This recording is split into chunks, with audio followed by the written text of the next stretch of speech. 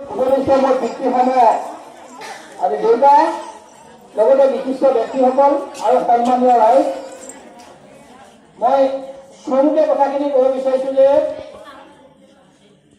অসমত এখন যুদ্ধ আৰম্ভ হৈছে। সেইখন যুদ্ধ হৈছে মদৰ বিৰুদ্ধে এখন যুদ্ধ।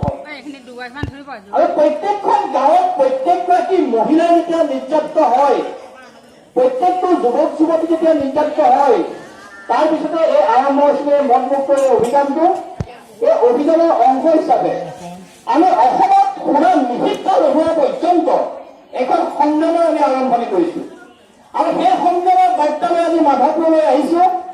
আজি চৰকাৰী যিটো ব্যৱস্থা, ৰাজনৈতিক যিটো ব্যৱস্থা, আজি দুখ লাগে যিটো ব্যৱস্থা মহাত্মা গান্ধীয়ে এদিন কৈছিলে, মোক যদি ভাৰতৰ সৰ্বোচ্চ দায়িত্ব দিয়া হয়, মই কোনো ক্ষতিপূৰণ নিদিয়াকৈ আজি মদৰ দোকানটো বন্ধ কৰি দিম।